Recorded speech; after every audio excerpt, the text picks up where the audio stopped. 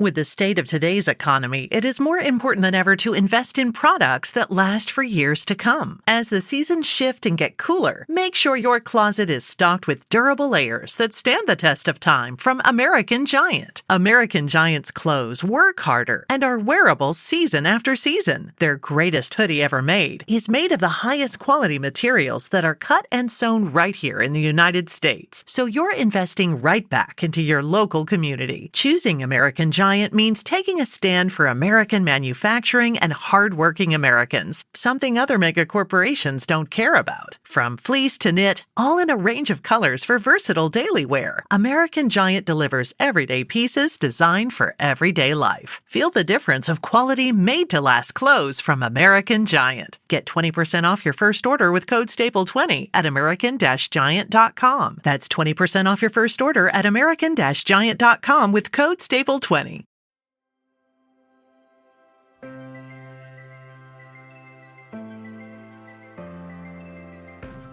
As a small business owner, have you ever felt overwhelmed by the pressure of choosing the right hire or leading a team? Or have you ever found yourself tolerating a bad hire because you fear trying and failing again as you repeat the hiring process? If so, you're not alone, and you are in the right place. Welcome to the Growing Your Team podcast. The Growing Your Team podcast teaches business owners like you to expand your unique business by teaching you to master the hiring and team management process. Hiring and managing a team does not have to be a challenge. You just have to learn to do it right. And the Growing Your Team podcast teaches you how to become a confident leader who hires right every single time. Now, let's jump into the show where each episode you will learn tips on how to identify what type of help you need on your team, how to source amazing candidates, how to conduct interviews that lead you to your ideal team member, how to onboard successfully, and how to lead every person in your business so you have a team of rock stars who you are happy to pay every single paycheck. So let's jump in and teach you how to hire like a pro. Hello, Jivy Van Kuyk here, and welcome back to the Growing Your Team podcast. We're getting close to the end of the year, which means you might be starting to plan for next year. And so I want to give you a little tip on hiring and go through one of the questions and then topics that typically shock a lot of business owners when we're going to work together. So when I'm meeting with a potential client, one of the questions I always get is, how long does the hiring process take? If I work with you, how long will it take until I have my new team member on my team? And the answer always shocks people at first. And I always say it takes 6 to 8 weeks to get a good quality team member on your team. And they're always like, oh my gosh, I needed a team member yesterday. Like 6 to 8 weeks, that is just way too long. Why does it take so long? And then I break down for them why it takes so long to get quality team members. Yes, this is an average. So there are some hiring processes and some positions where things will just flow so easy and you'll be able to get a member on your team so much quicker. Then there are other times where maybe you're in a market and you're hiring someone where the candidates are few and far between. So you're going to have to wait and do some additional work to get those great candidates. Or what people typically don't like to hear is it's taking longer than 8 weeks because you are dragging your feet as doing the work that needs to get done, scheduling the interviews, and making the decisions. So 6 to 8 weeks is the average. Yes, it can be a little quicker, it can be longer, but that is the average. And here is why it takes so long. Here is why you can't bank on hiring someone tomorrow if what you're focusing on is getting good quality team members versus just putting a butt into a seat. So the first step is you have to determine who is your ideal candidate. This is not just the tasks that need to get done, but what it means to be successful in the role, what it means to be successful in the company, what it means to be successful when working with you, because chances are this team member is going to work very closely with you. Step 2, once you determine all this, you have to write the job posting and the interview guides. Yes, you need to pre-plan your interview questions. Your interview questions cannot be the same from one position to the next because the positions aren't the same. So why are we asking the same questions to uncover the same information if they're going to be doing different jobs? Each question you ask needs to be specific to your ideal candidates. If the question does not help you identify something about your ideal candidate, it's a waste of a question. Will questions repeat themselves from position to position within your company? Yes, some of them will. Some of those things to really determine if this person is going to fit in your culture will repeat themselves from interview guide to interview guide. Most of your questions will not and should not. So you need to write at least 2 interview guides. Yes, 2, because you need to meet with a candidate or have someone meet with that candidate twice before a decision is made. Why? Because typically that first interview is shorter because you don't want to have a long interview or take a lot of time with a candidate that's not really a good fit.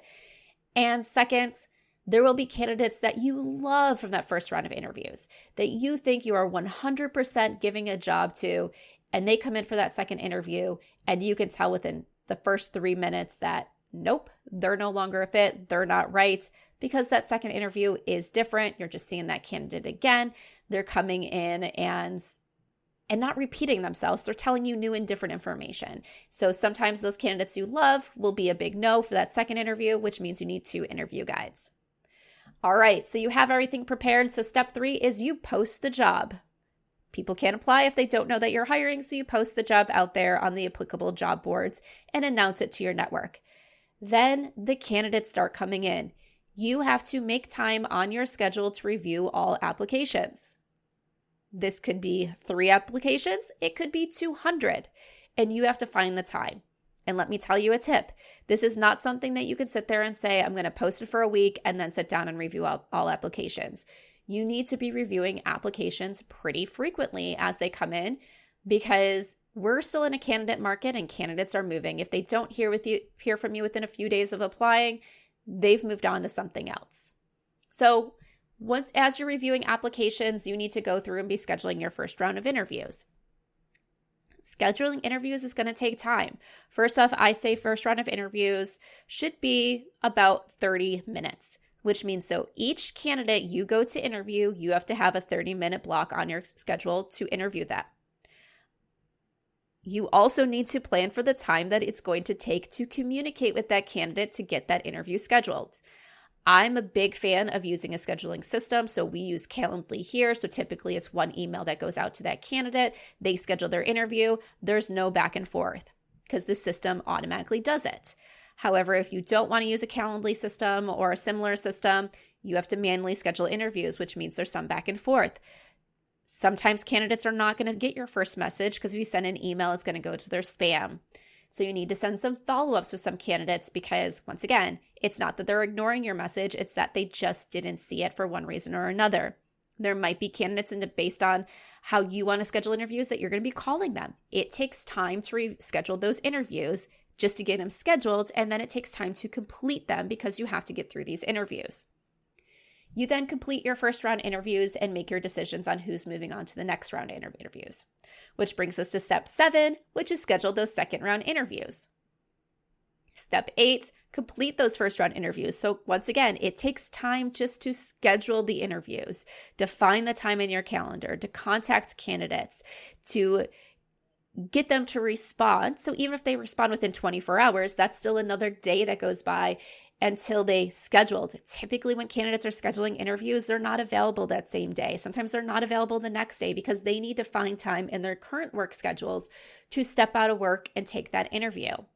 Especially if you're doing in-person interviews, they need to factor in commute time. So it takes sometimes a few days of planning in order to get to that point where they can step out of the office to do those interviews. So step 8 is completing those second round interviews. Once again, these take time. Second round interviews, I always say you want to schedule at least an hour. depending on the position, maybe a little longer. Because these are the interviews, not only you're going to go through more interview questions, you're going to get a little more in depth into their experience. There also needs to be some back and forth conversation to really find out, are they the right candidate? You might show them around your office. You might give them a little tour. You might talk more about benefits or those things where it's not just the interview questions. You're providing them more information so they can determine if it's the right job for them, and also plenty of time for them to ask questions that they might have. So you want to make sure that you're scheduling enough time so you don't feel rushed for these interviews. Then step 9 is you select your new hire. You have to make the decisions here. We'll say step 9.5 is anything additional that you're going to do throughout the hiring process. So if you need to do background checks, reference checks, if there needs to be certain testing that's going on, checking about certain certifications, anything like that kind of goes into that selecting your new hire step.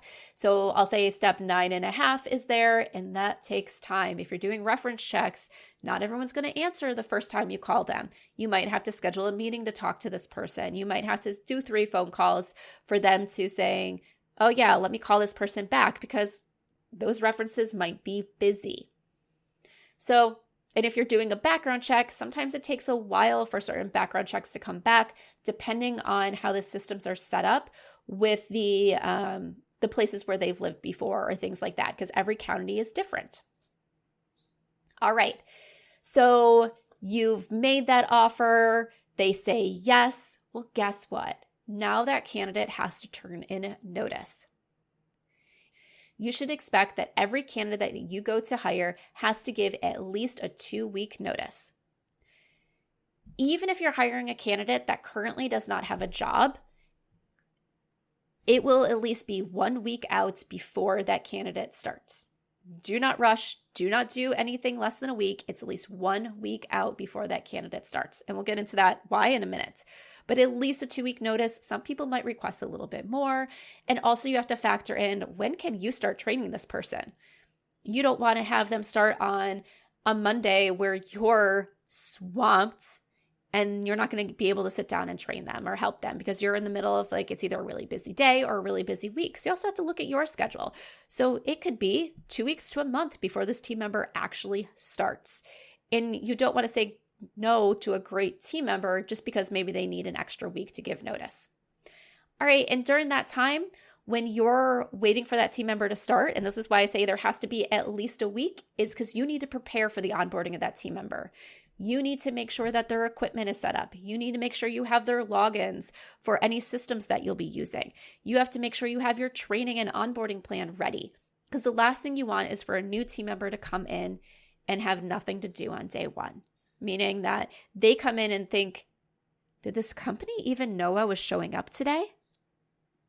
You want them to feel welcomed, that you're prepared for them and prepared to help take them from new hire to great hire.